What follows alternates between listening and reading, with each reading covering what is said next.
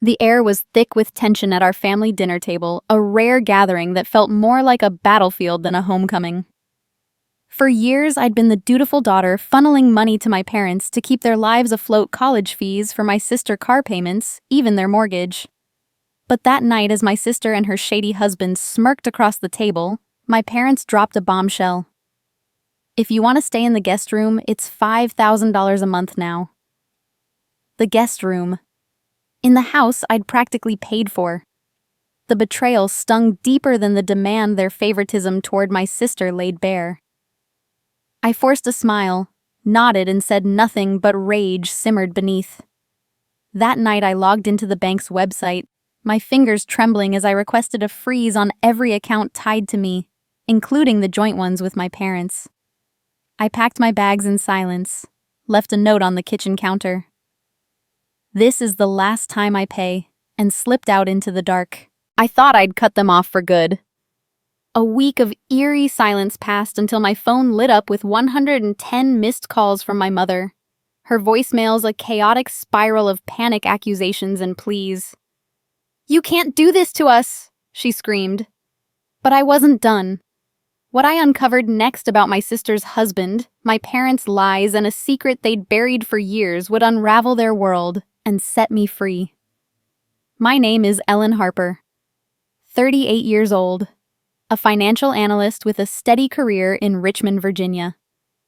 For years, I've been the backbone of my family, wiring money to my parents for their bills, my sister's education, even their home repairs, all while building my own life alone. Independence was my badge, but it came with a price I never spoke aloud until that night changed everything. The dining room smelled of roasted chicken and resentment, the kind that lingers in a family stretched thin by unspoken grudges. My parents' modest colonial home, tucked in a quiet Richmond suburb, hadn't changed much since my childhood. Same faded floral curtains, same creaky oak table where we now sat. My mother, Diane, 62, fussed over the mashed potatoes, her hands trembling slightly, not from age, but from the weight of whatever she was about to say. My father, Robert, 65, sat at the head, his weathered face stern, sipping his iced tea with deliberate slowness. Across from me was my younger sister, Lila, 32. Her new husband, Greg, glued to her side. Their arrival a month ago had shifted the house's rhythm, their laughter and whispers filling spaces I'd once called mine. I'd driven down from my apartment for this rare family dinner expecting warmth, but finding a chill I couldn't name. The meal started innocently enough. Mom passed the green beans, her eyes darting to Dad, who cleared his throat. "Ellen, we need to talk about arrangements," he said, his voice low, like he was delivering a verdict. I set down my fork, the clink loud in the sudden silence. Lila's gaze flicked to Greg, who smirked faintly, his arm draped over her chair. "What arrangements?" I asked, though my stomach already knotted, sensing the ambush. Dad leaned forward, his hands clasped. "With Lila and Greg moving in, space is tight. The guest room, you know where you stay when you visit, it's not free anymore." He paused, letting the words settle like dust. "If you want to keep using it, it'll be $5,000 a month." The number hit like a slap. $5,000. For a room in the house I'd poured thousands into over the years, mortgage payments when Dad's carpentry jobs dried up Lila's college tuition, when she flunked out of her first semester, even the new roof after that brutal storm in 19. I stared at him, waiting for a punchline that never came. Mom's voice broke the silence, thin and nervous. "It's only fair, Ellen. Lila and Greg are starting their life and we need to support them. You've got your job, your place, you're doing fine." Her words twisted the knife. Fine. I'd been more than fine for them wiring money month after month, never asking for thanks, never expecting this. Lila said nothing, her eyes fixed on her plate, but Greg's smirk widened like he'd won some game I didn't know we were playing. 5,000. I repeated, my voice steady despite the heat rising in my chest. "For the guest room?" Dad nodded, unyielding. "It's a family home, Ellen, but times are tough. You want to stay, you contribute." Contribute. The word burned. I'd contributed more than anyone at this table. Yet here I was, reduced to a tenant in my own family's story. The room felt smaller, the air thick with old wounds cracking open. I remembered the summers I worked double shifts to cover Lila's car payments while she partied the Christmases I spent alone in my apartment so Mom could fuss over Lila's latest drama. They'd always chosen her, the baby, the fragile one, the one who could do no wrong. I'd swallowed it, told myself it was duty love. But this was a line drawn in the sand, and I was on the wrong side. I looked at Lila, hoping for a flicker of guilt, but she avoided my gaze, her fingers twirling a lock of hair. Greg leaned closer to her, whispering something that made her lips twitch. My parents exchanged a glance, a silent agreement I wasn't privy to. The favoritism wasn't new, but its brazenness tonight felt like a betrayal carved in stone. They weren't just asking for money, they were pushing me out, making room for Lila's new life while erasing mine. I could have argued, listed every dollar I'd given them, every sacrifice. But the words caught in my throat, drowned by a realization they didn't see me as family anymore, only a resource. The thought was a cold blade cutting through years of loyalty. I pushed my chair back, the scrape loud in the tense quiet. "I'll think about it," I said, my voice calm, betraying none of the storm inside. Mom's face softened, mistaking my restraint for compliance. "Good, Ellen. We just want what's best for everyone." Dad grunted, returning to his chicken. Lila finally looked up, her eyes unreadable, while Greg's smirk lingered like a challenge. I forced a smile, my mind racing, calculating. They thought they'd cornered me, but they'd misjudged. I wasn't the obedient daughter anymore. As we cleared the plates, their chatter resumed, Lila's new job, Greg's business plans, like nothing had happened. But something had shifted in me. A switch flipped. I excused myself, claiming a headache, and retreated to the guest room. Alone, I sat on the narrow bed, staring at the peeling wallpaper I'd paid to replace. $5,000. For a room. For a family that didn't want me. The anger hardened into resolve. They'd drawn the battle lines, but I wasn't going to fight on their terms. I nodded, smiled to myself, and began planning my exit from their lives. The guest room door clicked shut behind me, sealing out the hum of my family's voices from the dining room below. My forced smile from dinner had faded, replaced by a cold clarity that pulsed through me like a second heartbeat. My parents' demand, $5,000 a month for a room in a house I'd helped pay for, echoed in my mind, each word a fresh cut. I stood in the dim light, the familiar walls of my childhood closing in, and knew I couldn't stay. Not under their terms. Not anymore.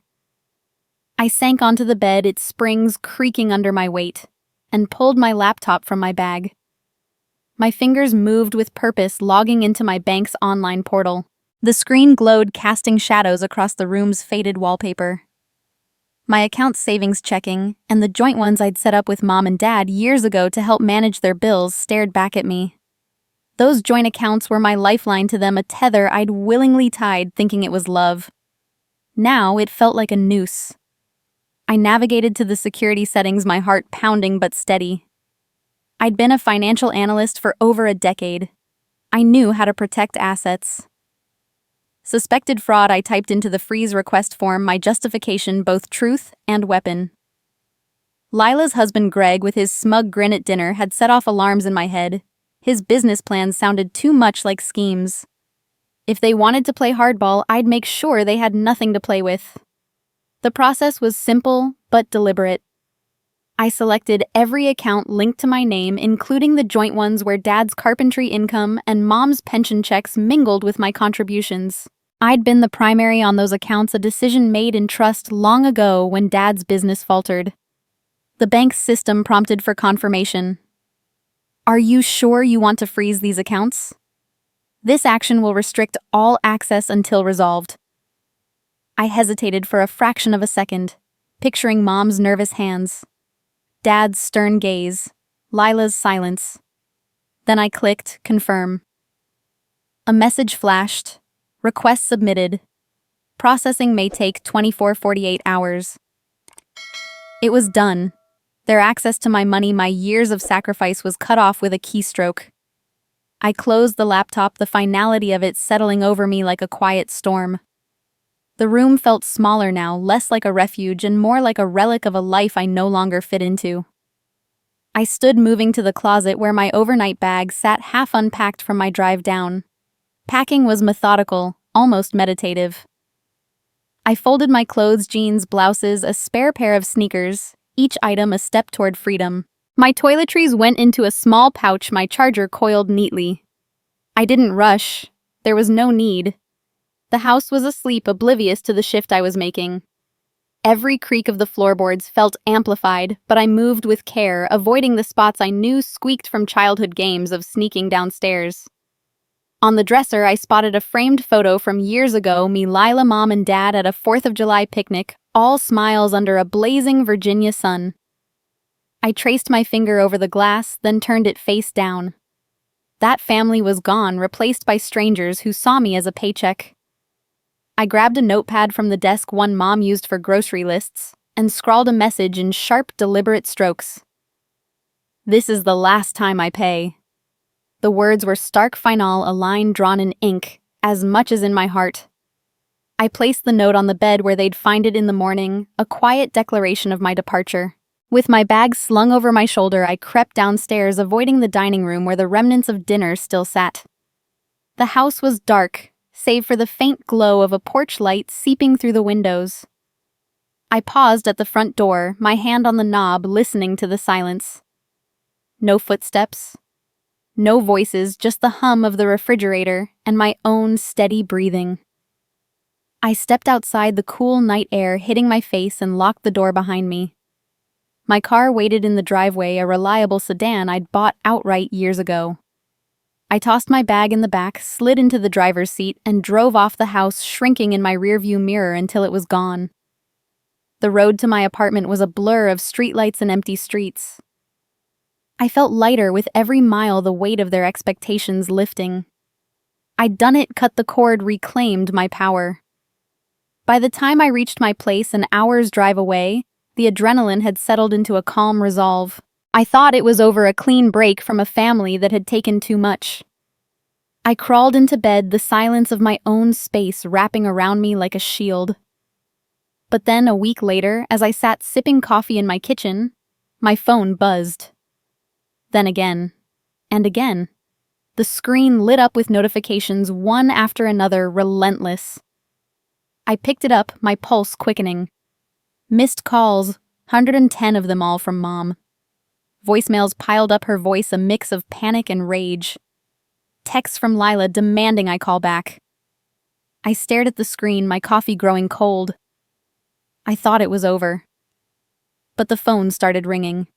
The silence in my apartment was a fragile thing, a kind of peace I hadn't felt in years. After slipping out of my parents' house that night, leaving behind the note that severed my role as their financial crutch, I'd spent the past week settling back into my own world. My Richmond apartment, with its tidy bookshelves and soft morning light filtering through the blinds, felt like a sanctuary. I was Ellen Harper, 38, a financial analyst who'd built a life of quiet stability, and for the first time I was choosing myself. The phone had stayed silent. No calls, no texts, nothing from Mom, Dad, or Lila. I thought I'd won, that my exit had been clean. I was wrong. It was a Saturday morning, the kind where I'd usually be crunching numbers for a client or savoring a slow coffee. I was halfway through my second cup, the steam curling up from the mug, when my phone buzzed on the counter. I ignored it at first, assuming it was a work email or a spam call. Then it buzzed again. And again. The screen lit up, a relentless cascade of notifications. I picked it up, my stomach tightening as I saw the name Mom. Call after call, one every few minutes, piling up like a storm gathering speed. By the time I scrolled through, there were 110 missed calls, all from her, stretching back to the early hours of the morning. My heart thudded, not with fear, but with a wary curiosity. What could possibly drive her to this? I tapped the voicemail icon, bracing myself. The first message played, Mom's voice high and frantic words tumbling over each other. "Ellen, how could you do this? The accounts, everything's frozen. We can't pay for anything. Call me back, please." The next was sharper, her tone edged with accusation. You think you can just cut us off? After all we've done. You're selfish, Ellen. Then another, softer, almost sobbing. Please, honey, we're in trouble. Just talk to me. The messages were a chaotic spiral swinging from pleas to blame to desperation, each one more unhinged than the last. I listened to a dozen before stopping my coffee, now cold, untouched. Her panic was palpable, but it wasn't about me, it was about the money, the lifeline I'd yanked away. I set the phone down, trying to process the onslaught. A week ago, they'd sat across from me at that dinner table demanding $5,000 for a room. I'd helped pay for their faces cold, Lila's husband Greg smirking like he'd orchestrated it all. I'd walked away thinking my silence would be enough to teach them a lesson. But this was something else. Mom's calls weren't about apologies or reconciliation. They were a scramble to claw back what they'd lost. I leaned back in my chair, staring out the window at the quiet street below, my mind racing. What had happened in that house to spark this frenzy? As if on cue, a text buzzed through. It was Lila, her name flashing like a warning. You need to talk to me. Urgent. No greeting, no explanation, just a demand, as if I owed her anything after her silence at dinner. I stared at the message, my thumb hovering over the reply button. Part of me wanted to call, to hear her squirm, to demand why she'd let our parents turn on me. But another part, the one hardened by years of being their second choice, held back. Lila had never stood up for me, not when Mom excused her failures, not when Dad took her side in every argument. Why would she start now? I stood pacing the small kitchen, the phone still buzzing with another call from Mom. The voicemails had stopped making sense, her words a jumble of "we need you" and "you don't understand." I didn't listen to the rest. I didn't need to. The chaos in her voice told me everything they'd discovered, the frozen accounts and their carefully built world was crumbling without my money to prop it up. For years, I'd been the one to fix their problems. Dad's faltering business, Lila's endless mistakes while they took and took, never once asking about my life. Now they were feeling the consequences, and it was unraveling them. I stopped pacing, my reflection caught in the window. The woman staring back was tired, but resolute, no longer the daughter who'd nod and comply. I'd frozen those accounts not out of spite, but necessity, a line drawn to protect myself. Yet the flood of calls, the desperation in Mom's voice stirred something uneasy in me. What were they hiding? Why this panic, this urgency? I thought back to Greg's smirk, the way he'd leaned into Lila at dinner, whispering like they shared a secret. My gut twisted. This wasn't just about the money I'd cut off, it was bigger, messier. I sat down, the phone still in my hand, its screen now dark. The quiet of my apartment felt heavier now, the weight of their chaos seeping through the distance I'd tried to put between us. I'd thought walking away would end it, that my note would be the final word. But as the phone lit up again, another call from Mom, I realized the truth. They weren't calling for me. They were calling for the money. The buzz of my phone had become a distant hum, like a storm that had passed but left the air charged. After a week of dodging 110 missed calls from Mom and Lila's cryptic text demanding I talk, I'd let the silence settle, hoping it would hold. My Richmond apartment was my fortress, its quiet corners a stark contrast to the chaos I'd left behind at my parents' house. But the urgency in Mom's voicemails, the edge in Lila's message, gnawed at me. They weren't reaching out to mend things, they were desperate for the money I'd locked away. I sat at my kitchen table, staring at the dark screen of my phone, wondering what had sparked their panic. Something was off, and I needed answers. I was sipping tea, trying to focus on a work report, when my phone pinged with a new message. It wasn't Mom or Lila. This time it was Sarah, an old college friend I hadn't spoken to in years. "Ellen, you free for coffee? Got something you need to hear." Her words were casual, but the timing felt too precise to be coincidence. I replied, setting a meetup at a small cafe downtown, my curiosity outweighing my hesitation. Sarah had known me back when I was younger, less guarded before I'd learned to carry my family's burdens. If anyone had insight into this mess, it might be her. The cafe was cozy, tucked between a bookstore and a bakery, its warm lights a faint comfort against the gray October afternoon. Sarah was already there, her auburn hair pulled back, her smile warm, but tinged with something serious. We hugged, exchanged quick pleasantries, but her eyes kept darting to mine like she was weighing what to say. "Ellen," she started stirring her latte. "I saw your sister with her new husband at a fundraiser last week." "Greg." "Right." I nodded, my stomach tightening at his name. That smirk from the dinner table flashed in my mind, his arm around Lila like he owned the room. "What about him?" I asked, keeping my voice even. Sarah leaned closer, her voice low. "I recognized him, Ellen. From college. He was Greg Thornton, your boyfriend junior year, wasn't he?" The words hit like a punch. I froze my coffee cup halfway to my lips. Greg Thornton. I dated him briefly at UVA, charmed by his confidence until I caught him lying about his finances, hinting at investments that sounded like scams. I'd broken it off uneasy about his motives, and he'd vanished from my life. Or so I thought. "He's married to Lila now," Sarah continued, but I dug a little. "He's gone bankrupt twice, once in 2009, again in 2015. There was even a fraud investigation tied to his last business, something about falsified loans. Cops never pinned him, but the rumors stuck." My mind reeled, piecing together the past and present. Greg, my ex now. Lila's husband. The realization was a cold wave washing over me. Had he targeted Lila to get back at me? Or worse, to get to the family's money, my money? I thought of the joint accounts I'd frozen, the ones I'd set up to help Mom and Dad. Greg had been at that dinner, whispering to Lila, smirking as Dad demanded $5,000 for the guest room. Was he pulling the strings, using my parents as pawns in some new scheme?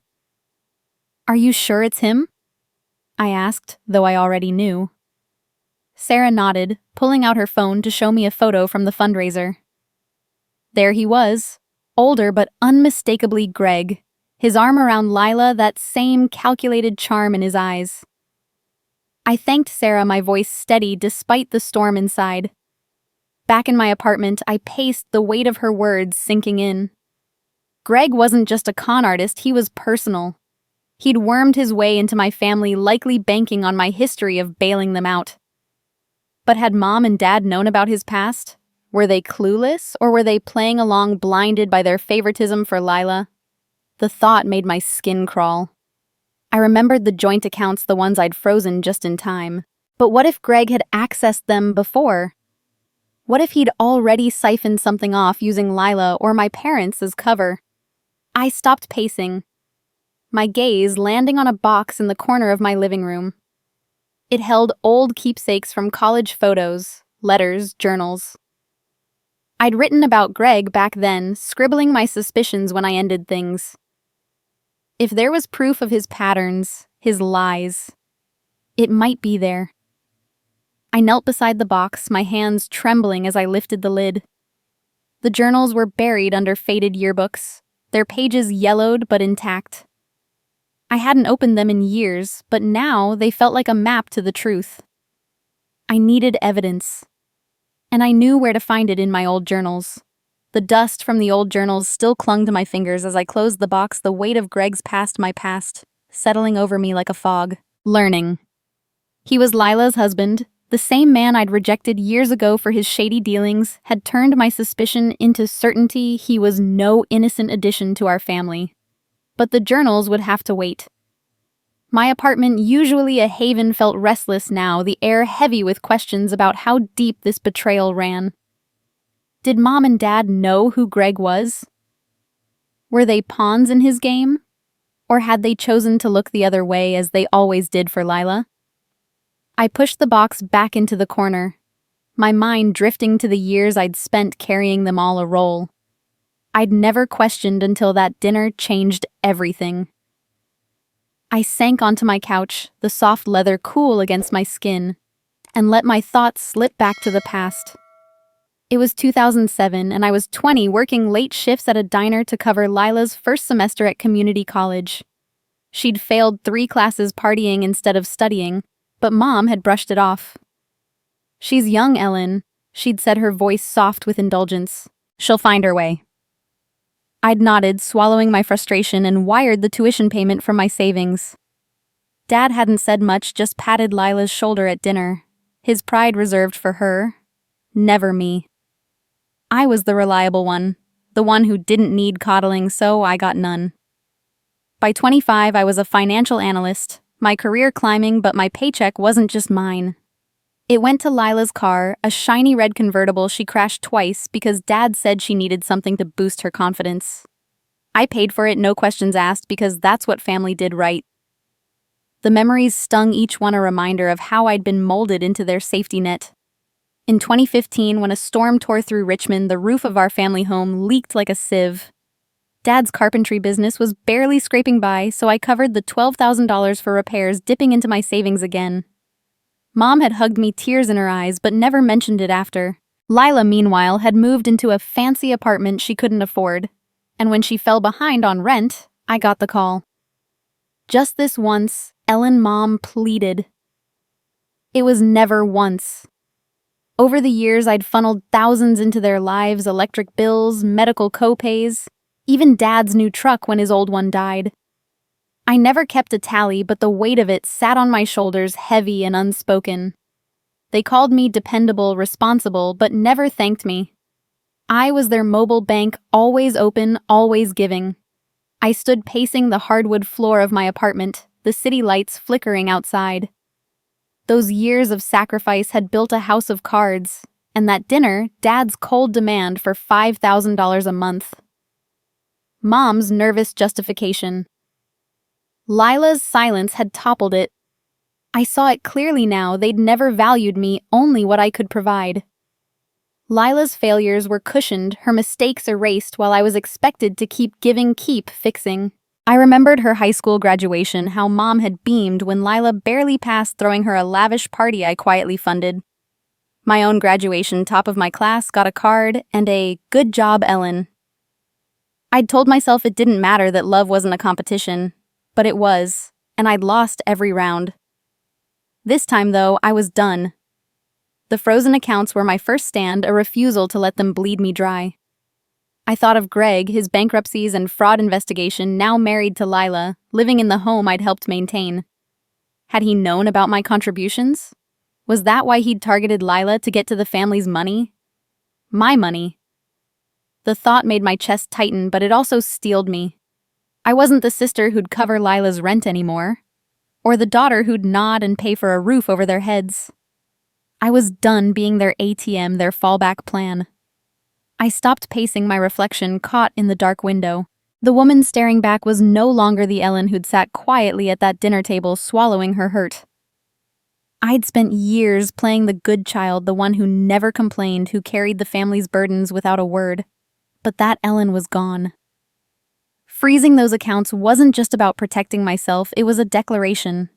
They'd underestimated me, assumed I'd cave under their pressure. They were wrong. I sat back down, my tea long cold, and felt a shift inside me. The silence of the past week, broken by Mom's frantic calls and Lila's urgent text, wasn't about love or regret. It was about their world unraveling without my money to hold it together. They weren't reaching out to me, they were scrambling to save themselves. And for the first time, I saw my power. I wasn't their savior anymore. I'm no longer the good child. I'm a threat to them. The realization that I was no longer my family's dutiful daughter, but a threat to their fragile world, lingered like a shadow as I sat in my Richmond apartment.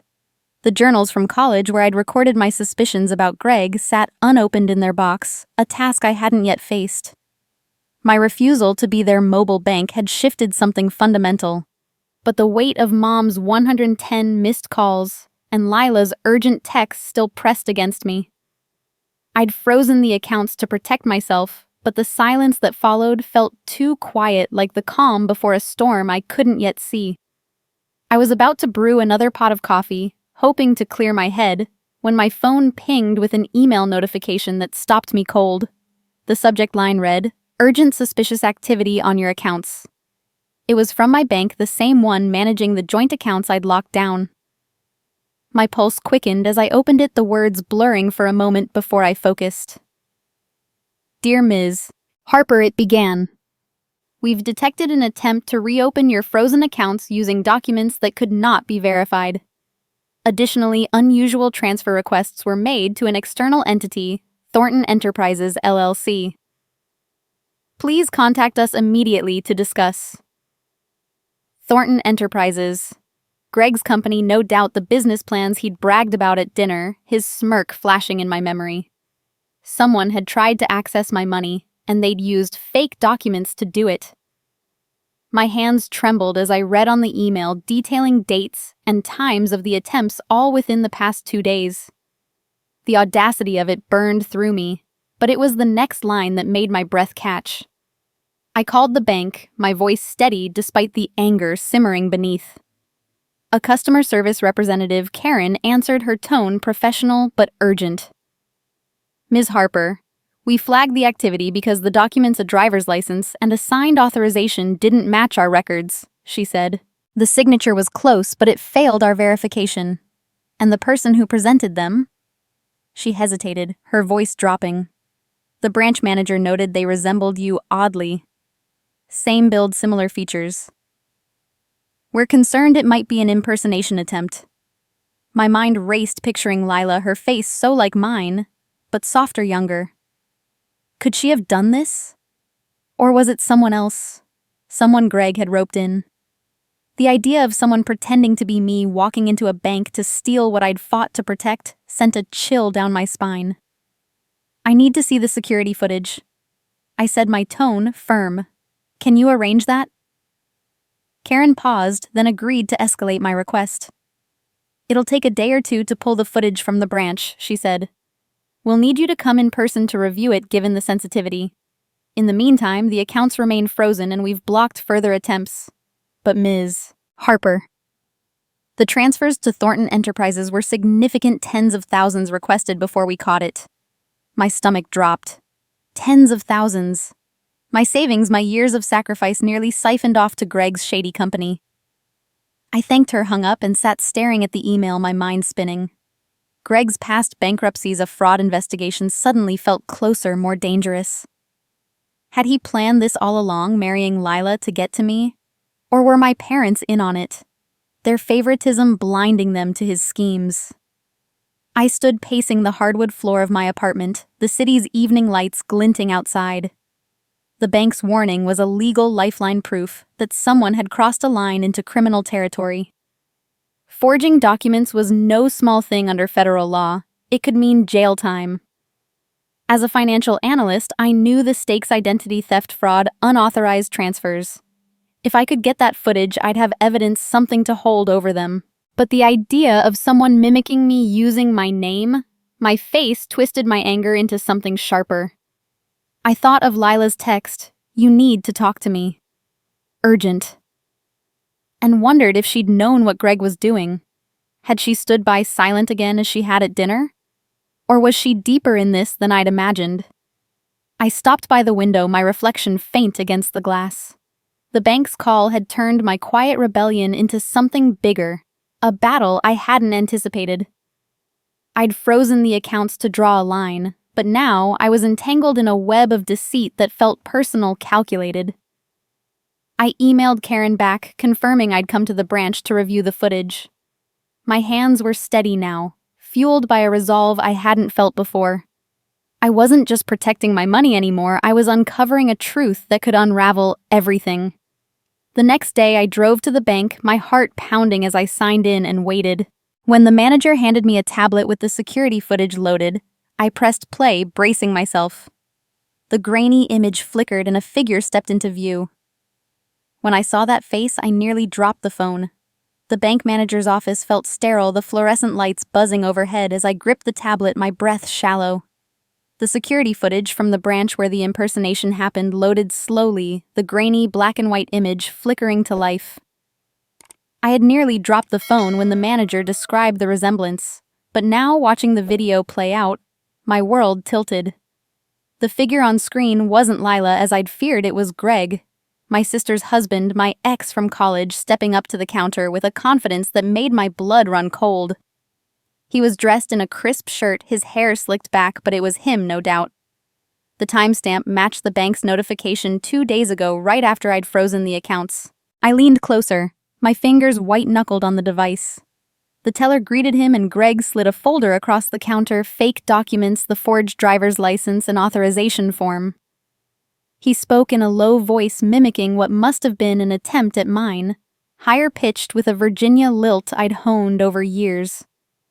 "I'm Ellen Harper." He said the words distorted but clear enough through the audio. "I need to unfreeze these accounts and approve some transfers." My stomach churned as he signed my name on the form, his hand steady looping the letters in a close approximation of my signature. It was sloppy, but from a distance it could fool someone rushed. The teller nodded, typing into her computer, oblivious to the fraud unfolding. But it was what happened next that shattered me. As Greg leaned on the counter waiting, 2 figures moved into frame behind him, Mom and Dad. They stood a few feet back near the ATM machines, their faces visible in the wide-angle shot. Dad's arms were crossed, his expression neutral. But Mom, she was smiling faintly. A small, satisfied curve to her lips that I'd seen when Lila got her way. Greg glanced back at them, and Mom stepped closer, whispering something in his ear, her hand on his shoulder. Complicit, encouraging. I couldn't hear the words, but her body language screamed involvement. They weren't bystanders. They were part of it, watching their son-in-law forge my identity, smiling as if it were a family outing. The shock hit like a wave, my vision blurring with tears I refused to let fall. How could they? After years of my support, this was their thanks, betraying me for Lila and Greg's schemes. I paused the video, replaying the whisper, the smile over and over. The evidence was irrefutable, a clear record of fraud in action.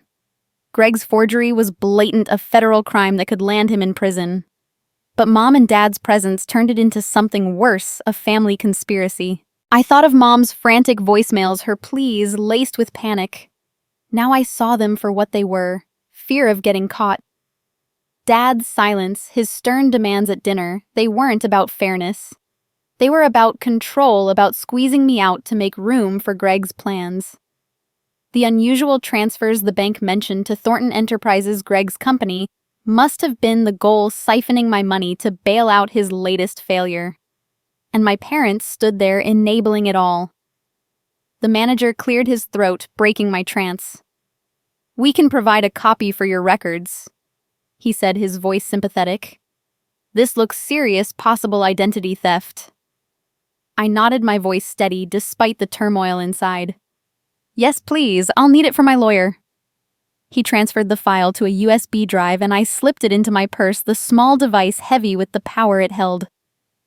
Back in my car, parked in the bank's lot, I plugged the drive into my laptop and saved the video to my secure cloud storage. My fingers flew over the keys, attaching it to an email for my private lawyer, Rebecca, a sharp attorney I'd consulted once for estate planning. "Rebecca, I wrote urgent evidence of fraud involving my family. Please review and advise on next steps." I hit send, the message whooshing away, sealing the first step toward justice. Driving home, the Richmond streets blurred past, but my mind was sharp, replaying the footage in my head. Greg's forged signature, his mimicked voice. It was clumsy, but calculated, a desperate grab for what wasn't his. Mom's whispered, Dad's silent approval. They'd crossed a line I never thought possible. The shock of it all settled into a cold determination. This video wasn't just evidence. It was my weapon proof that could expose their deceit. I pulled into my apartment complex, the familiar building a brief comfort. Inside, I watched the video one more time, pausing on Mom's smile, her whisper to Greg. It hurt deep and raw, but it also freed me. They thought they could use me, discard me. Now, with this in my hands, I held their fate. Now I can destroy them with just one click. The weight of that USB drive in my purse felt like a loaded gun as I stepped into my apartment, the door clicking shut behind me with finality. I'd sent the video to Rebecca, my lawyer, and the power of knowing I could expose my family's fraud with one click settled into a steely resolve. But as I poured myself a glass of water, trying to steady my shaking hands, my phone rang again. Not the frantic tone of Mom's calls, but a number I recognized from church. It was Mrs. Jenkins, the coordinator of the women's Bible study group I'd attended sporadically over the years. "Ellen, dear," she said, her voice hushed and urgent. "I heard something terrible about your family at prayer circle this morning. Is it true?" My heart skipped. How could word have spread so fast? I mumbled a vague response and hung up. But before I could process it, texts flooded in from neighbors, old classmates, even the church secretary. The Richmond community, tight-knit and quick to talk, was buzzing with whispers about the Harpers. I sank onto my couch, scrolling through the messages, each one a thread pulling the scandal beyond our dining room table. Mrs. Jenkins wrote, "Heard at coffee hour your parents caught trying to steal from you. Prayer group is praying for you. Ellen." Then came a text from Marjorie, my former neighbor on Maple Street. "Whole blocks talking. Greg Thornton at the bank. Your mama's beside herself." The women's group chat. I'd been removed from years ago, somehow looped me back in, pinging with speculation. Diane Harper's son-in-law forged papers. Poor Ellen, always the good one. Even the church newsletter email arrived, a special prayer request for the Harper family facing financial trials and broken trust. I stared at the screen, stunned. The incident at the bank, the forgery, the impersonation had leaked into every corner of our suburban world. Richmond wasn't New York. Secrets traveled faster than Sunday potlucks. By noon, my doorman's wife texted, "Everyone at the market knows. Your sister's husband a crook." The gossip wove through the community like wildfire, each group adding its own spin. At the First Baptist Church, where Mom had been a fixture for decades, the prayer group dissected it over lemon bars. I could picture them in the fellowship hall, heads bent close. Diane always favored Lila, but this, stealing from her own daughter. The women's auxiliary, where Mom volunteered for bake sales, buzzed with outrage. Greg Thornton, remember his last bankruptcy? Now using Ellen's good name. Neighbors on our old street formed a group text chain titled Harper House Drama, sharing blurry photos of cop cars supposedly parked outside Mom and Dad's, though I doubted that was true. The local Facebook group, Richmond Moms and Neighbors, exploded with 200 comments. Heard Ellen froze the accounts, good for her. Diane's losing face fast. The whispers weren't just talk. They were reshaping reputations, turning my private pain into public spectacle. My phone rang again, this time Mom's number, and I answered, bracing myself. Her sobs came through before words, raw and broken. "Ellen, oh honey, you have to fix this. I'm losing face with the prayer group. They're all staring at me in church." Mrs. Jenkins pulled me aside after service, whispering about family betrayal. "I can't show my face at Wednesday Bible study." Her voice cracked, mucus thick in her throat. "The ladies who I've baked pies for 20 years, they're calling me a liar, saying I raised a thief, and Lila's crying, saying the neighbors won't even wave anymore." I listened silent as she poured out her humiliation. No apology for the forgery, no regret for standing behind Greg, just panic over her social standing. "Please, Ellen, call off whatever you did. They're saying Greg's a criminal, that we're all in on it. I can't bear it. The prayer chain's praying for our moral collapse." She wept harder, and I hung up my chest tight. Her world, built on church smiles and neighborhood nods, was crumbling, not from guilt, but from gossip. I stood pacing to shake off the suffocation when a sharp knock sounded at my door. Through the peephole, I saw a woman in a neat blazer, microphone in hand, notepad poised. "Ellen Harper, I'm Claire Daniels from the Richmond Times-Dispatch. Just a few questions about the bank fraud involving your family." My breath caught. A reporter. The story had jumped from whispers to headlines. I cracked the door, keeping the chain on. "How did you find me?" She smiled professionally. "Community sources. The church mentioned you as the victim, very sympathetic angle. Your parents' involvement, the forgery, it's blowing up. Can you confirm the video evidence?" I shut the door, heart pounding, and leaned against it. Claire knocked again, calling softly, Ellen, the public's on your side. One quote could clear your name. But I stayed silent, sliding to the floor, the weight of exposure crashing down. The afternoon blurred into evening, more texts pouring in support from old friends, pity from acquaintances. The community I'd quietly helped through charity drives now rallied around me, their outrage aimed at Mom, Dad, Lila, and Greg. But as I scrolled through the Facebook posts, one detail chilled me. Several mentioned the security video circulating online. Screenshots showed grainy stills of Greg at the bank counter, Mom's faint smile visible behind him. Comments raged, caught red-handed #justice for Ellen. I opened my laptop searching Harper Bank fraud, and there it was, a blog post with the full clip timestamped yesterday. My stomach dropped. I'd only sent it to Rebecca. No one else. The video was out weaponized by strangers tearing through Richmond like Judgment Day. I didn't share that video. So who did? The question of who leaked the bank video haunted me as I sat on my apartment floor, the reporter's knocks fading into the evening hum of Richmond traffic outside. But before I could even search for answers, my phone rang.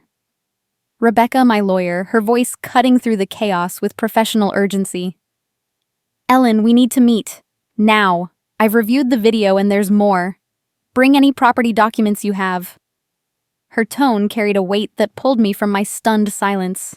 I grabbed my purse, the USB drive still inside, and drove to her office downtown, the city lights blurring past as my mind raced. Whoever shared that footage had thrust my family's betrayal into the spotlight, but Rebecca's call suggested the wounds ran deeper than fraud, straight to the heart of what I'd thought was mine. Rebecca's law office was a quiet sanctuary on the 10th floor, all polished wood and leather-bound books that smelled of old money and new justice.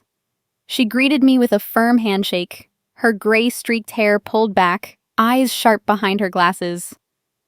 Sit, she said, sliding a thick file across her desk. The video is damning federal fraud charges against Greg, possible conspiracy for your parents. But while digging into your financial history for the case, I found something worse. She opened the file, revealing a deed recorded 5 years ago, October 12, 2019 to be exact. The property address was unmistakable, 1427 Maple Street, my parents' colonial home. But the grantee wasn't Robert and Diane Harper. It was Lila Marie Harper. They transferred full ownership to your sister, Rebecca said flatly. Quitclaim deed, no mortgage liens. It's been hers since the storm repairs you funded. My breath caught the room spinning as I scanned the document. 5 years ago, that was right after I'd wired the $12,000 for the new roof, the one I'd paid for when Dad's business tanked. I'd visited that weekend, seen Mom fussing over the fresh shingles, Dad shaking my hand with rare warmth. Family asset protection. He'd called it vaguely when I asked about paperwork. I'd trusted them, never dreaming they were signing away the house I'd helped buy in 2005 with my signing bonus, the one where I'd grown up. Rebecca tapped the page. And here's the kicker, for 5 years they've been collecting your monthly repair contributions, $800 a month per your bank records, straight into their personal account. Not Lila's. They pocketed $48,000 while she owned the deed. The betrayal landed like a physical blow, my hands trembling on the paper. Every check I'd written, every automatic transfer for maintenance, had lined their pockets, not protected family equity. I leaned back, the leather chair creaking under me as memories flooded in sharp relief. For 5 years, I'd sent that money faithfully, $800 in February 2020, for the HVAC system. I researched myself, $800 in July 2021 for the fence after Lila's dog tore it down. Mom would call voice sweet, just a little help, Ellen keeps the old place standing.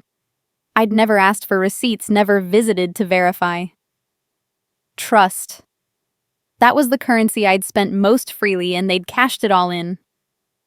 Rebecca watched me, her expression softening slightly. This isn't just unethical, Ellen. It's conversion, taking your money under false pretenses. And with the deed transfer, you may have a claim for unjust enrichment. They benefited from your contributions while concealing ownership. Her words were legal precision, but they sliced through years of illusion. The house wasn't ours, it was Lila's castle built on my labor while I was relegated to paying tenant for a guest room. Why? I whispered more to myself than Rebecca. She shrugged. Tax reasons, maybe protecting assets from Dad's business debts. Or favoritism ensuring Lila's security. But the deception. That's malice. We spent the next hour mapping my case, tracing every transfer, valuing my total contributions, over $75,000 in home-related payments alone. You can sue for restitution, she said, outlining constructive trust theory. Force them to repay every cent plus interest. And with the fraud video, we bundle it civil suit for assets, criminal referral for the forgery. I nodded, my shock hardening into strategy. This wasn't about the house anymore. It was about reclaiming what I'd built piece by piece. Rebecca drafted the demand letter on the spot, her pen scratching decisively. Cease all false representations. Full accounting required within 10 days. Driving home through Richmond's quiet streets, the deed burned in my mind like a brand. 5 years of lies, every family holiday in their home now tainted. I'd slept in that guest room last month, oblivious that Lila owned the roof over my head. The monthly emails, thanks for the repair help, love Mom, mocked me now, their deception calculated cold. But as Rebecca's words echoed unjust enrichment restitution, I felt a spark of power. They thought they'd outmaneuvered me, transferring assets while keeping my wallet open. Wrong. I pulled into my parking spot, the city skyline twinkling indifferently. This betrayal made the fraud video look like a footnote. They'd stolen more than money, they'd erased my place in the family legacy.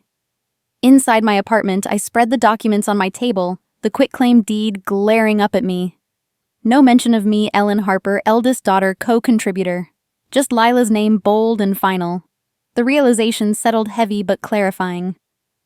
I didn't lose inheritance because I was never named. The quitclaim deed lay spread across my kitchen table like a death certificate for the family. I thought I knew its stark words, confirming I had no claim to the home I'd helped sustain for decades. Rebecca's demand letter sat beside it, ready to launch my fight for restitution. But as midnight approached and Richmond's skyline glowed beyond my window, exhaustion pulled me toward bed. I cleared the papers, double-checked my locks. Paranoia from the video leak still fresh, and collapsed into sleep, dreaming of shadows whispering my name. The next morning, a sharp knock jolted me awake earlier than any delivery I'd expect. Through the peephole, I saw my doorman holding a plain brown parcel no bigger than a shoebox addressed simply to Ellen Harper in neat block letters. No return address, no postage stamp, just my name as if hand-delivered in the night. Curiosity overrode caution as I signed for it, the box surprisingly light in my hands. Back inside, I set it on the counter, studying the plain craft paper wrapped tightly with twine, a faint musty scent escaping the seams. Who would send this now, anonymously, when my life was unraveling? My pulse quickened, a chill tracing my spine. Not fear exactly, but an eerie sense that someone watched from the edges of my story. I fetched scissors from the drawer, the metal cold against my palm, and sliced through the twine. The paper fell away, revealing a plain cardboard box sealed with old-fashioned wax, the kind from estate sales. I lifted the lid slowly, and a wave of nostalgia hit me, mingled with something unsettling, like opening a time capsule laced with malice. Inside lay a treasure trove from my childhood, meticulously arranged, a stack of yellowed photos from the 90s, my elementary school report cards with gold stars, a faded blue ribbon from the science fair I'd won in 4th grade. There were my childhood awards, spelling B certificate, perfect attendance plaque. Even the locket Grandma gave me for my 10th birthday, its chain tangled but intact. Each item was a piece of the good daughter I'd been, the Ellen who excelled to earn approval. But beneath them, tucked in a yellowed envelope, was a single note, handwritten in elegant cursive that didn't match Mom or Dad's scrawl. You were just a financial plan. The words landed like ice water, my breath catching as I reread them, the paper crisp despite its age. A financial plan. Not a beloved child, but a strategy. a means to an end. My hands shook as I sifted deeper, pulling out more photos, birthday parties, Christmas mornings. But one stopped me cold. It was dated October 15th, 2019, the same day as the quitclaim deed Rebecca uncovered. There I was, smiling innocently in the background, helping Dad carry paint cans for house touch-ups. But in the foreground, Lila stood in the kitchen no older than 27, holding a document. Triumphantly a photocopy of the deed, her name circled in red marker, Mom and Dad beaming beside her. The photo's timestamp matched exactly. They'd celebrated transferring the house to her while I slaved over repair estimates. But it was the inscription on the back in that same eerie cursive, Lila inherits all Aunt Margaret's fortune secured through adoption. Adoption. My mind reeled pieces snapping together like a puzzle from hell. I dropped to the floor, photos scattering around me, and grabbed my laptop. A frantic search. Harper Family Adoption Records Richmond yielded nothing public, but a deeper dive into genealogy sites revealed a death notice from 1992. Margaret Ellis. Wealthy aunt on mom's side, childless widow worth $2.8 million in estate assets. The obituary mentioned adopted niece, Lila Marie, age newborn. Placed with Diane and Robert Harper after Margaret's brief marriage ended in tragedy. Lila wasn't my blood sister. She was adopted, chosen to inherit Aunt Margaret's fortune, the money that funded her easy life while I earned every cent. The note's words burned a financial plan. They'd raised me as the reliable earner, the mobile bank, to support the golden child they'd imported for wealth. Grandma's stories of family blessings suddenly twisted Margaret's money was the blessing funneled through Lila. The eerie weight of the package settled over me, each childhood memento now poisoned. That science fair ribbon won to impress teachers, padding my college apps for scholarships they never needed. The locket. A prop for photos proving happy family to social services during Lila's adoption. I rocked back, tears blurring the deed photo, Lila's smug grin mocking me. Someone had curated this, dug through attics, scoured records to deliver truth at my darkest hour. But who, a family friend disillusioned by their greed? Dad's old partner nursing a grudge. The anonymity amplified the psychological chill like a ghost from my past, haunting with cold precision. Hours passed as I sat amid the debris, piecing together 2 decades of manipulation. They'd planned my role from my birth workhorse to the heiress transferring assets while pocketing my repairs. The package wasn't just evidence. It was psychological warfare, cracking open wounds I'd bandaged with duty. Yet in its creepiness lay power, undeniable proof of long-term deceit. I gathered the items carefully, photographing each for Rebecca, the notes cursive, a signature of some unseen ally or enemy. As dusk fell, the apartment felt watched, the box's emptiness staring back like an open grave. They didn't just betray me recently. They'd planned it for years. The eerie silence of my apartment, after unpacking that mysterious package, felt like the eye of a hurricane. The scattered childhood photos and that damning note. You were just a financial plan, staring up at me from the floor like evidence in a murder trial. Years of calculated betrayal laid bare Lila's adoption for wealth. The deed transfer celebration. I couldn't just sit with this knowledge anymore. It burned, too hot, demanded action. As dawn broke over Richmond, painting my walls gold, I made my decision. No more waiting for Rebecca's measured legal steps. The truth needed air, needed to explode into the light where my family couldn't hide. I opened my laptop, the bank video file glowing on my desktop, and created a burner email account, justiceharper@gmail.com. No trace back to me. With steady hands, I attached the footage. The clearest 30-second clip of Greg forging my signature, Mom whispering approval, Dad standing sentinel, and typed a single line to the Richmond Times-Dispatch city desk. Family fraud exposed. Publish for the victim. Hit send. The whoosh echoed like a gunshot. The climax had begun. By mid-morning, my phone erupted not with mom's sobs, but notifications from every corner of my digital life. The Times-Dispatch website crashed their servers with traffic.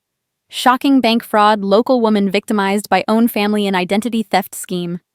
The video embedded crystal clear had 50,000 views in an hour. Comments flooded, Diane Harper from church unbelievable. Ellen Harper's a saint, always helping now this betrayal.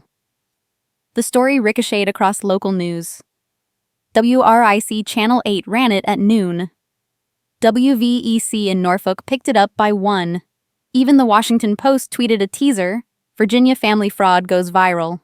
But the real hammer fell at 2:17 p.m., a press release from Thornton Enterprises, Greg's company. Effective immediately, Gregory Thornton is terminated for gross ethical violations, following credible evidence of criminal activity. We do not tolerate fraud. I stared at the screen, my coffee spilling untouched. Fired. His business plans, the transfers he'd tried to steal, gone in a corporate heartbeat. The man who'd smirked at our dinner table, my ex-turned-predator, was unemployed, exposed. The community's backlash hit like a tidal wave, sweeping my family into isolation. First Baptist Church posted, Prayer group heartbroken. Diane Harper steps down from women's ministry amid scandal. The Richmond Moms and Neighbors Facebook group, 15,000 strong, erupted. Boycott Harper home. Greg Thornton's a predator. Neighbors who'd waved at mom for decades now shared screenshots of her old bake sale posts with red X's, thief in an apron. The Women's Auxiliary expelled her via email. Your actions shame our sisterhood. Even the local grocery sent a polite note. We're sorry for your family's distress. Ellen, free coffee on us anytime. Texts poured in from faces I'd forgotten, high school friends, former coworkers. Saw the news. You're brave. We believe you. The tide had turned not just against them but toward me, a groundswell of support washing away years of invisibility. Mrs. Jenkins from church called Ellen's the real victim. Let's organize a fund for her legal fees. By evening, a GoFundMe launched. Justice for Ellen Harper hit $8,000 in hours. But Greg wasn't done fighting dirty. At 6:45 p.m., my notifications exploded again, his Facebook post shared to every local group. Lies. Ellen Harper set me up out of jealousy. She's unstable. Always has been. Forged videos sue her. He attached blurry selfies proving his innocence, tagging Mom and Lila, calling me bitter spinster. For 10 agonizing minutes, doubt flickered had I gone too far. Then the backlash flipped like a switch. The community, already raging, turned on him threefold. Greg Thornton caught on camera, you liar. 2,000 comments in minutes. Richmond Mom's moderator banned him. Slander against a victim. You're done here. The Times-Dispatch updated, Thornton doubles down, social media attack, backfires spectacularly. Support rallied harder for me. Church ladies baked casseroles for delivery. Neighbors formed a Protect Ellen watch group. A viral TikTok from a local influencer, Women of Richmond stand with Ellen #Harper fraud, #sisterhood strong, racked up 100,000 views. Greg's post got ratioed into oblivion. His profile suspended by morning. The counterattack didn't just fail, it amplified my truth, turning whispers into a roar. I watched it all unfold from my couch, a glass of wine in hand, the city's lights twinkling like applause. The exposure wasn't revenge, it was revelation. The full truth detonating publicly, stripping my family's masks. Greg fired Mom, shunned Dad's name mud. Years of my silent sacrifices now currency in the court of community opinion. Texts from Sarah, my college friend. You did it, Ellen. They're done. Even Rebecca emailed, perfect timing strengthens our suit tenfold. The GoFundMe hit $25,000 by midnight strangers writing, for the daughter they forgot. I felt seen, validated, powerful in a way I'd never known. The climax wasn't destruction. It was my emergence, phoenix-like from their ashes. But as the clock struck 1 a.m., a sharp pounding shattered the night's triumph. Through the peephole, my heart stopped. Mom, Dad, and Lila on my doorstep, faces twisted in fury and desperation. They showed up at my door, all three, no warning. The pounding at my door grew frantic, a drumbeat of desperation that shattered the fragile peace I'd found in the wake of the public exposure. My heart hammered as I unchained the lock, pulling it open to face Mom, Dad, and Lila on my doorstep, their faces a storm of tears, rage, and defeat. Mom's eyes were red-rimmed mascara streaking her cheeks. Dad's jaw clenched tight, his usual stoicism cracked. Lila hovered behind, clutching her purse like a shield. They pushed past me without invitation, filling my small living room with their presence, the air thick with the scent of Mom's floral perfume and unspoken accusations. "Ellen, please," Mom gasped, collapsing onto my couch. "You have to make this stop, the church, the neighbors, everything." This was it, the direct face-off I'd both dreaded and prepared for the betrayers at my mercy, begging for the mercy they'd never shown me. Dad stepped forward first, his voice rough with emotion he'd rarely displayed. "Enough, Ellen. Call off the newspaper, the GoFundMe, whatever this is. You're ruining us." His hands trembled as he gestured wildly. "I lost 3 carpentry jobs today. Clients saw the story. We're beggars now because of you." Mom nodded furiously, clutching a crumpled tissue. "The prayer groups disinvited me from Bible study 25 years, and Lila—" "Oh, honey, tell her." They turned to Lila, expectant, but she burst into sobs, collapsing beside Mom. "I was forced into it. Ellen, Greg made me. He said it was just paperwork, that you'd never know I didn't want to hurt you." Her words rang hollow, a rehearsed plea that ignited the fire I'd banked for too long. Forced. After the deed photo, the adoption scheme, I stood tall, my voice steady as I reached for the folder on my coffee table, the one Rebecca had prepared thick with receipts and timelines.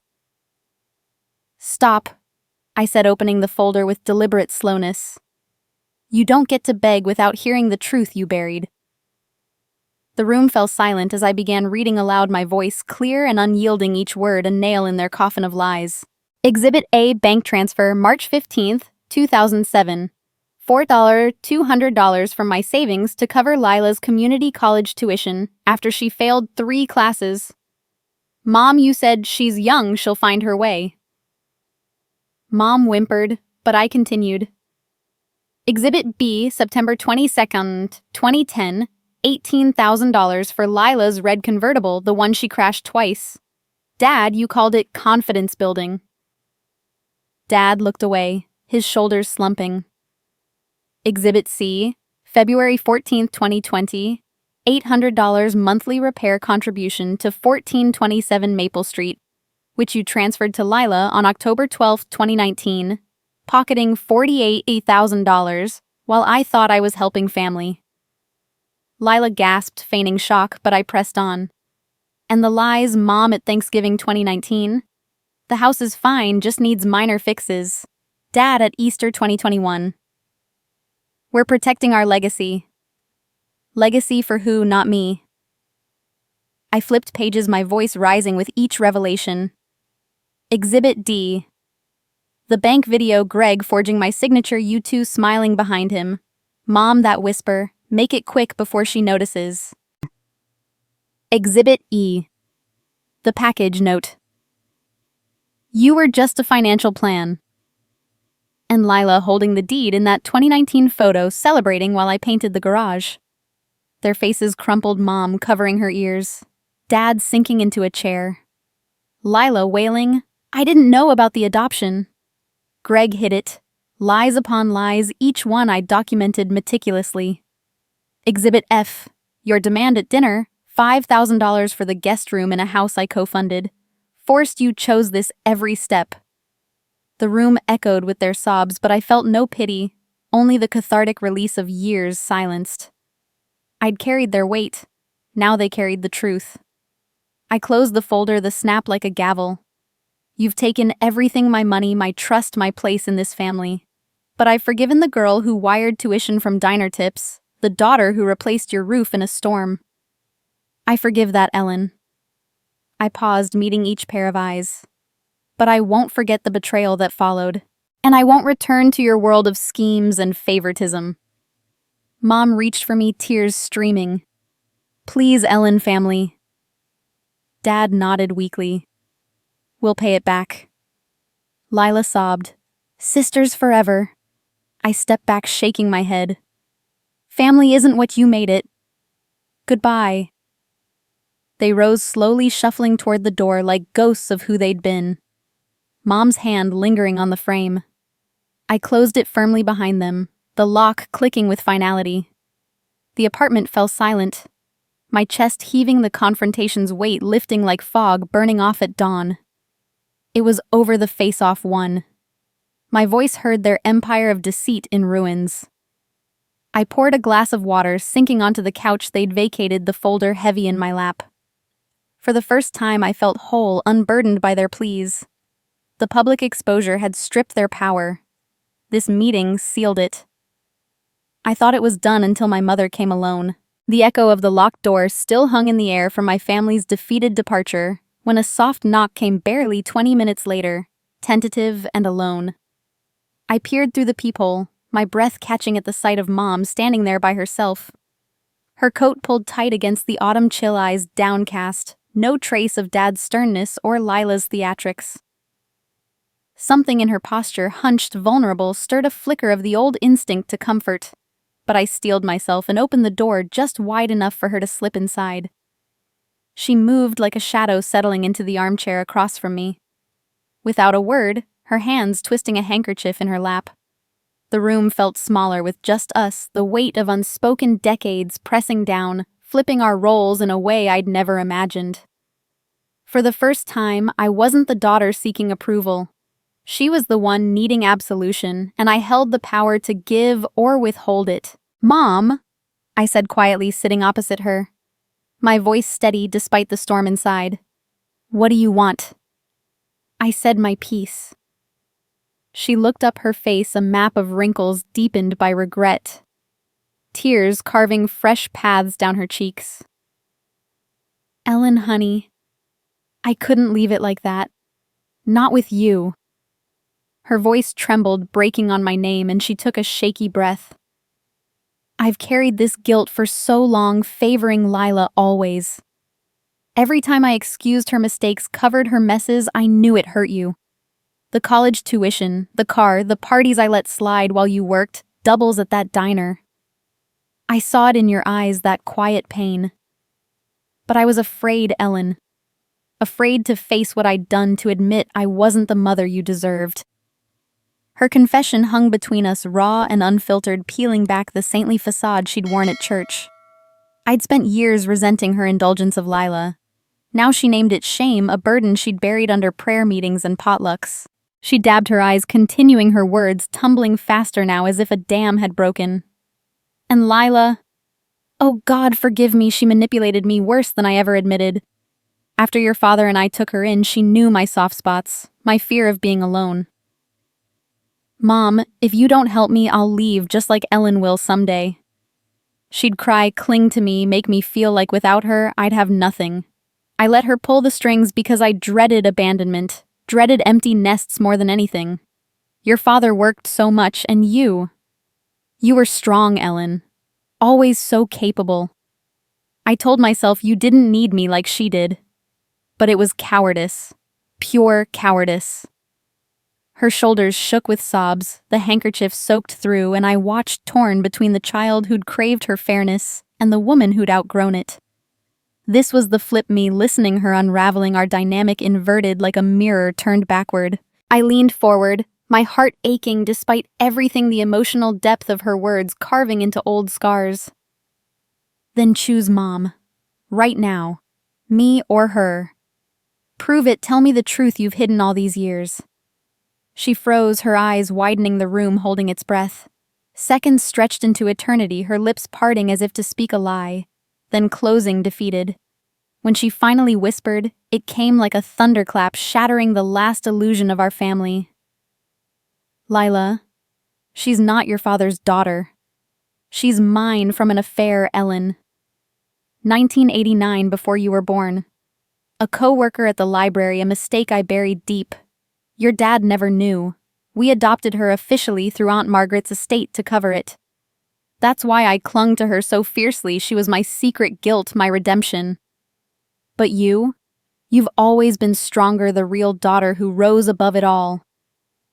The revelation landed like a physical blow, rewriting my entire childhood in an instant. Lila, my sister by blood alone, the favored one because of Mom's hidden sin. Me, the innocent afterthought raised in the shadow of that lie. Tears streamed down her face, unchecked now, her body folding in on itself. I see it now, you're the strong one, Ellen. Not fragile Lila, not broken Greg. You've built a life without my crutches, exposed our sins when we deserved it. I favored her to ease my conscience, but you've outshone us all. Forgive me, please, I was weak. The depth of her confession pierced me, flipping our bond completely. I the forgiver, she the penitent. Part of me wanted to hold her, to heal the girl who'd lost her mother's even hand. But the stronger part, the woman forged in betrayal, recognized this as closure, not reconciliation. Her guilt was real. Her manipulation admitted the affair unveiled. Lila's hold, born of Mom's fear, explained every lopsided choice, every overlooked hurt. And my strength. It shone now untainted, the daughter who'd survived their web. I stood slowly, the chair scraping softly, my voice gentle but final. I hear you, Mom. I see your pain, your fear, and I forgive the mother who tried, however flawed. She reached for my hand, hope flickering in her eyes, but I stepped back, the emotional chasm too wide to bridge. But understanding doesn't erase the years. You've chosen your truths. I've chosen mine. Her face fell, the handkerchief dropping to her lap as the weight of her revelations settled over us both. This moment, her confession, the dynamic forever flipped, marked the end of my seeking her love. I was whole without it. I turned toward the door, my hand on the knob, the silence between us profound. I walked out of the room silent. For the last time. The door clicked shut behind me with a softness that belied the earthquake of Mom's final confession, leaving me in the cool hallway of my apartment building, my footsteps echoing down to the lobby. Lila's true parentage. Mom's decades of fear-driven favoritism. It all swirled in my mind like debris from a storm finally passed. But instead of collapse, I felt an unexpected lightness, as if shedding the last chain of their expectations had freed me to breathe fully for the first time.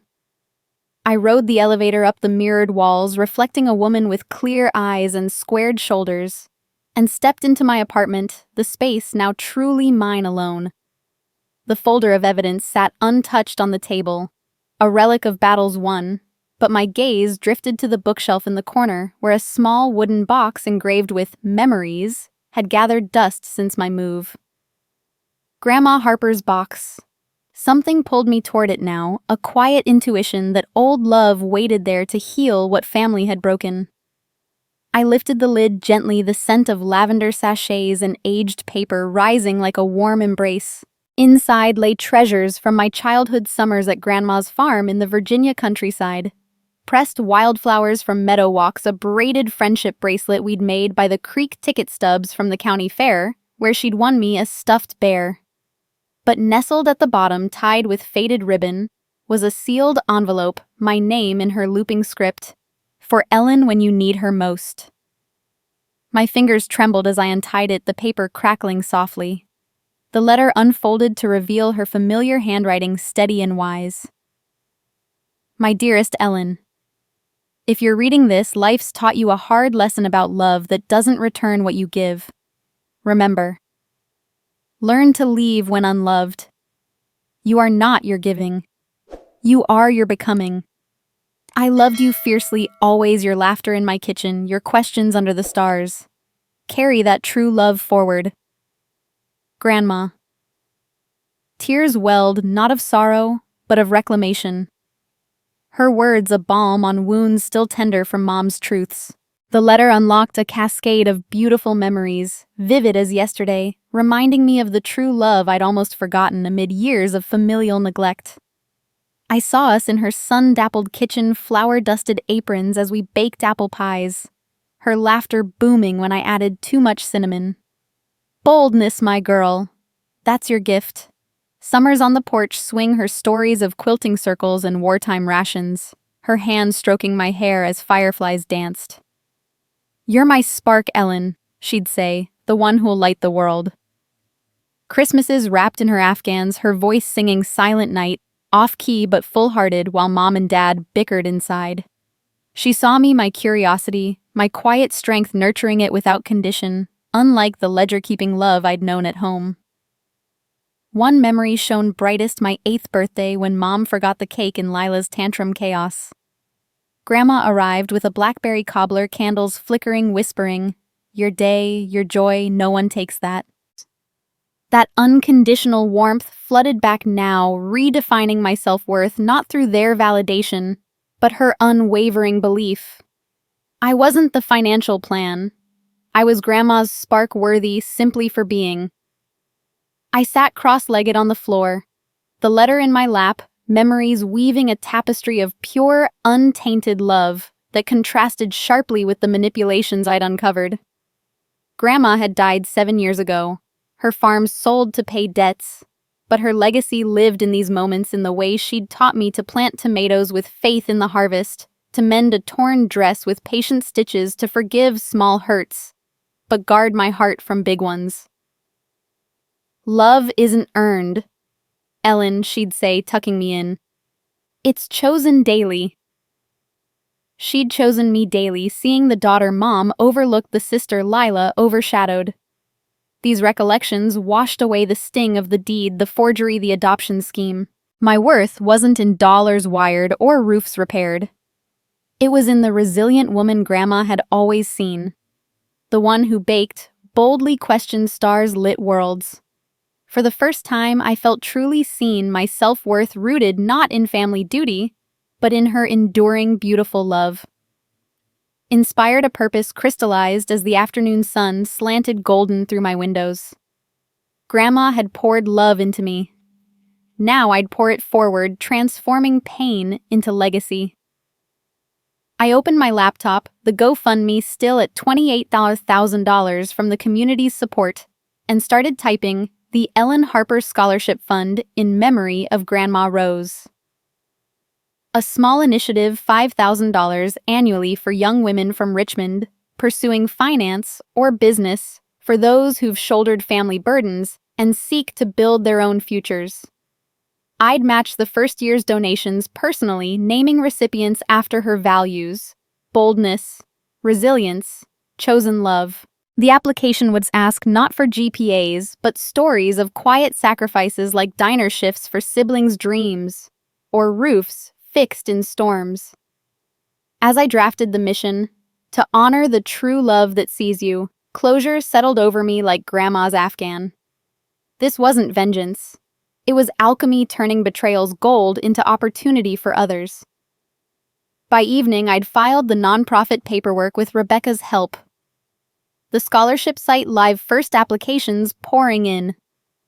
Women like me, strong, overlooked, would rise because of Grandma's light through me.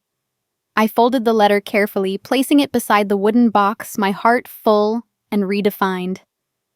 Grandma's words had evoked the old love I'd nearly lost, rebuilding my worth brick by loving brick. The scholarship was my closure, a bridge from past pain to future grace. And I realized I don't need revenge. I've already won. Grandma's letter rested on my nightstand like a talisman. Her words, "Learn to leave when unloved," echoing through the quiet victory I'd claimed without revenge, the scholarship fund already a beacon of my reclaimed life. But closure demanded one final act, not destruction, but a clear path forward, an irreversible decision that would sever the last threads of obligation. I couldn't rebuild with them hovering in shadows. I needed them to choose healing or fade away. With steady hands, I composed a single email to Mom, Dad, and Lila, CCing Rebecca for record. One last offer: meet me at my apartment tomorrow 2 p.m. I'll propose terms for forgiveness. No more games, this ends tomorrow. I hit send, the message a gauntlet thrown, my heart calm as Richmond's evening lights flickered on. This was my choice, posed plainly: reconciliation on my terms or permanent goodbye. The next afternoon arrived crisp and golden autumn leaves swirling outside my window as I arranged 3 chairs in a semicircle facing mine, a pitcher of iced tea on the coffee table, a nod to civility. Not warmth. At 2:05, the buzzer sounded and they filed in. Mom first eyes hopeful. Dad behind face unreadable. Lila last arms crossed defiantly. They sat without greeting, the air thick with anticipation. My living room transformed into a courtroom of family reckoning. I stood tall, folder in hand, not the evidence won, but a fresh agreement drafted with Rebecca. Thank you for coming. I began, my voice even commanding the space as never before. I've won my freedom from your betrayals. But forgiveness. That's my gift to give if you earn it. Here's my offer, clear and final. I slid copies across the table, watching their eyes scan the 2 simple conditions. First, I said, meeting each gaze, 6 months of family therapy with Dr. Elaine Carter, a specialist in sibling dynamics and parental favoritism. Weekly sessions, all 4 of us starting next Tuesday. No excuses, no skipping. Mom nodded eagerly. Dad grunted non-committally. Lila shifted uncomfortably. Second and non-negotiable, a public apology. A joint letter to the Richmond Times-Dispatch published in full. We, Robert, Diane, and Lila Harper, deeply regret defrauding and betraying our daughter and sister Ellen. We acknowledge her sacrifices, our lies, and commit to change. Plus a video statement on the church website read by each of you. The room tensed. Dad's jaw tightened. Mom's hands clasped tight. Lila's eyes flashed. Meet these, and I forgive. We heal as equals. Refuse, and this is goodbye forever. No calls, no visits, no emergencies. Choose now. Lila erupted first, slamming her copy down, her voice shrill. Therapy, public humiliation. No way, Ellen, I'm not airing our dirty laundry for your GoFundMe fans. You got your revenge, leave us alone. Her refusal cut sharp, but I felt no surprise.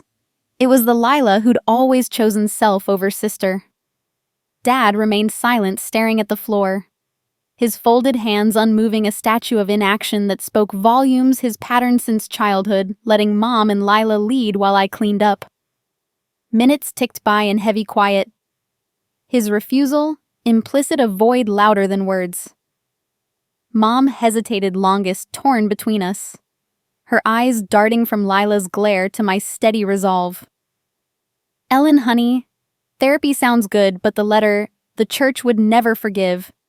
Wait, no, we'd be asking their forgiveness. She trailed off, glancing at Dad's stone face, then Lila's scowl. Her hesitation crumbling into defeat. I can't. Not if they won't. The choice was made, unanimous rejection, their unity in denial sealing our fates. I nodded once, the irreversible decision crystallizing like ice. Understood. You've chosen. My voice held no anger, only finality, as I gathered the papers, stacking them neatly. Effective immediately, I withdraw all support. No more wires, no emergency funds, no holidays. The house deed suit proceeds. Rebecca files Monday for full restitution of $75,000 plus interest. And personally, I pulled out my phone, opening contacts, their names glowing on screen. One by one, I deleted Dad first, the number vanishing with a soft swipe. Lila next, her texts erased forever. Mom last, the final tap echoing in the silence. You're gone from my life. Completely. Mom gasped, reaching out, but I stepped back, unyielding. This isn't punishment, it's protection. For me. Dad rose first, silent as ever, shuffling to the door. Lila stormed after, muttering, selfish, under her breath. Mom lingered, tears falling. Ellen, please reconsider. I shook my head gently. The choice was yours, Mom. Goodbye. The door closed behind them for the last time, the locks click, a symphony's end. I sank into my chair. The apartment, expanding with emptiness, turned freedom. Deleting those contacts wasn't loss. It was liberation, a digital Berlin Wall crumbling. No more midnight calls for bailouts. No guilt over ignored texts. The scholarship fund would thrive without their shadow. My career, my peace, my future all mine alone. I poured iced tea, the glass cool in my hands, and toasted silently to the woman who'd posed the ultimatum and walked away stronger. Their refusal clarified everything therapy demanded: vulnerability. They lacked the apology accountability they'd dodged. My irreversible decision wasn't abandonment. It was self-preservation, the final choice affirming my worth beyond their grasp. As twilight painted my walls lavender, I scrolled the scholarship applications, 10 new ones, stories mirroring mine, and smiled, the weight fully lifted. One person still came to see me after, but not who I expected. The chime of my doorbell pulled me from the scholarship applications glowing on my laptop screen. Each story a quiet triumph, mirroring the freedom I'd claimed just moments ago by deleting the last digital tether to my past. I expected Sarah, my college friend, who'd become my rock, bringing takeout for our weekly catch-up, but through the peephole stood a courier in crisp uniform holding a single cream envelope, addressed in Mom's familiar cursive. My heart skipped, not with dread, but mild curiosity as I signed for it, the paper light as a feather in my hands. That was a year ago, the final echo of the family I'd released. And now, as October sunlight filters through the oak leaves of my new garden in Charlottesville, I hold that same letter again, its words unchanged. Are you okay? No apology, no please, just 5 simple words in blue ink postmarked from Richmond. I smile softly, folding it neatly, and step outside the ending of my old life, complete, my liberation blooming all around me. 1 year later, Charlottesville wraps me like a gentle embrace, this college town, 50 miles west of the drama that once defined me. Now, my chosen home, its brick sidewalks and mountain views, a daily reminder of fresh starts. I traded my corporate financial analyst role for something truer to my heart: director of the Rose Harper Scholarship Foundation, housed in a cozy office above a bookstore on the downtown mall. My days overflow with purpose, interviewing applicants over coffee, matching bold young women with mentors, watching their eyes light up when I say, "You're our next Rose." The fund has grown to $150,000 annually, 20 recipients last spring, alone, each carrying Grandma's spark forward. My apartment. A sunlit cottage with a white picket fence, pots of black-eyed Susans nodding in the breeze, a far cry from Richmond's tense shadows. Real friends fill it now. Sarah visits weekly, bringing her infectious laugh. There's Marta, the bookstore owner who trades poetry for pie. And Lena, a scholarship alum turned my assistant, her gratitude a daily gift. Book club Tuesdays. Farmers market Sundays, porch, wine with neighbors. These are my people, chosen not by blood but by shared light. Family. No contact, a silence I've cultivated like a well-tended garden, not out of hate, but peaceful remembering. I don't seethe over the forgery or the deed. Those are history lessons, not open wounds. Mom's letter arrived 2 weeks after my final choice, the only communication since forwarded by Rebecca when I updated my address. I picture them sometimes not with bitterness, but detached clarity: Dad in his workshop, hands idle without jobs. Lila packing boxes. Mom at an empty kitchen table. Recent whispers from mutual church friends confirm their full collapse. Lila divorced Greg last March, the ethics scandal leaving him penniless. Their perfect marriage shattered in court over his debts. She moved to Norfolk, waitressing at a diner, ironic echo of my own past. Rumors say she's expecting a loan. Mom and Dad rattle around the Maple Street house, now Lila's by deed, but mortgaged to pay my restitution judgment, $92,000 with interest wired directly to my foundation last June. Dad's carpentry clients never returned. Mom's prayer group became awkward nods. They're alone, their choices natural harvest. And I hold no malice, just a quiet nod to karma's gentle hand.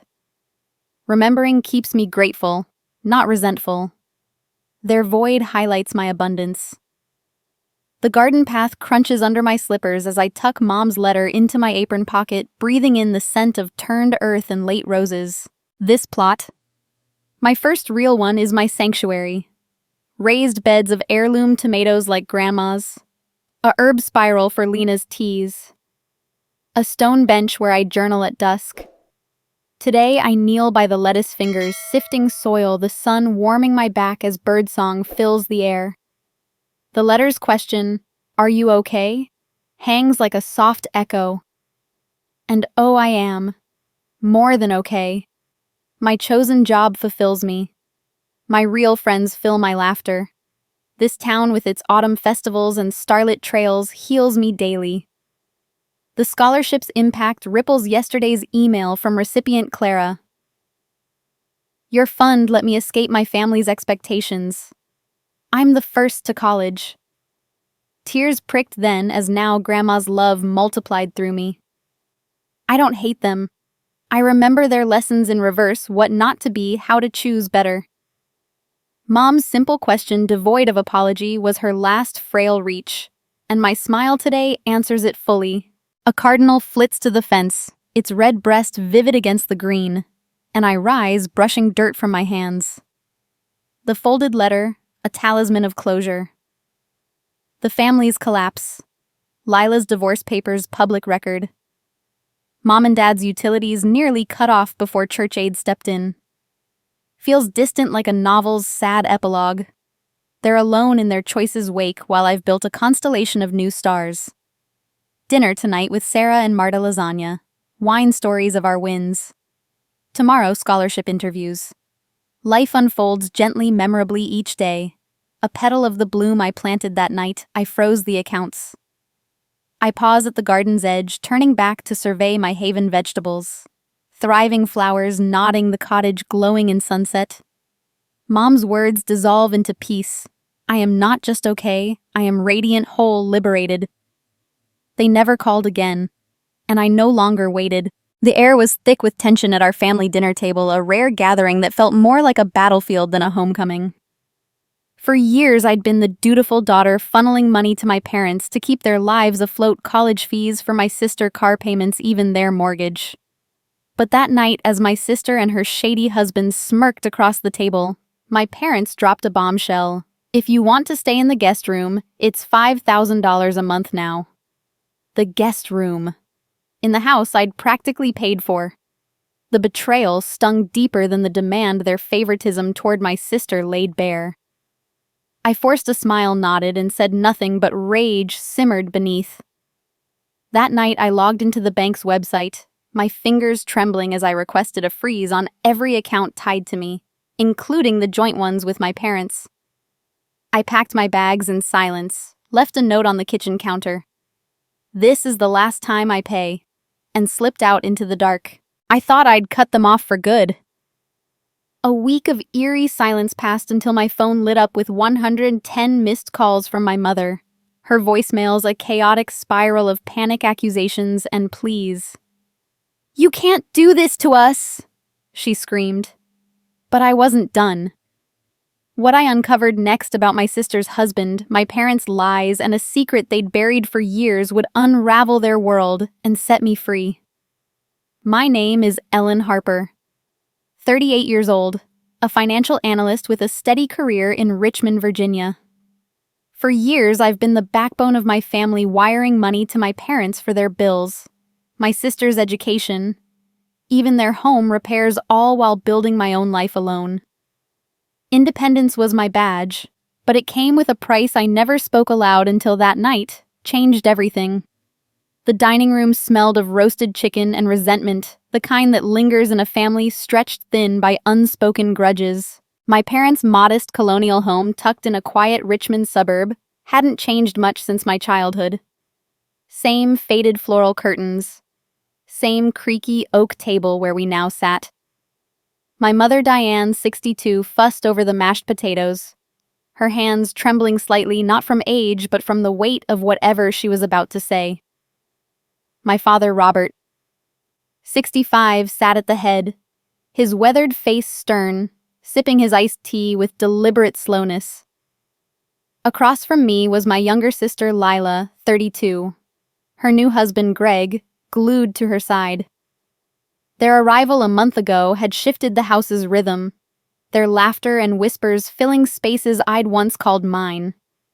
I'd driven down from my apartment for this rare family dinner expecting warmth, but finding a chill I couldn't name. The meal started innocently enough.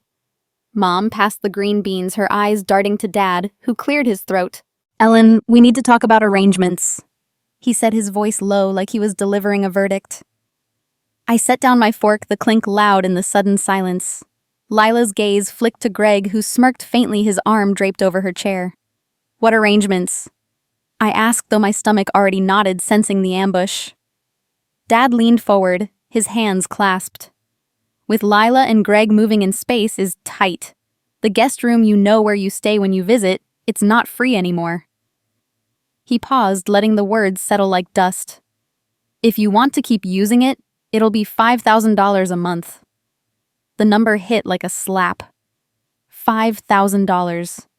For a room in the house I'd poured thousands into over the years, mortgage payments when Dad's carpentry jobs dried up, Lila's college tuition when she flunked out of her first semester, even the new roof after that brutal storm in 19. I stared at him, waiting for a punchline that never came. Mom's voice broke the silence, thin and nervous. "It's only fair, Ellen. Lila and Greg are starting their life, and we need to support them. You've got your job, your place, you're doing fine." Her words twisted the knife. Fine. I'd been more than fine for them, wiring money month after month, never asking for thanks, never expecting this. Lila said nothing. Her eyes fixed on her plate, but Greg's smirk widened like he'd won some game I didn't know we were playing.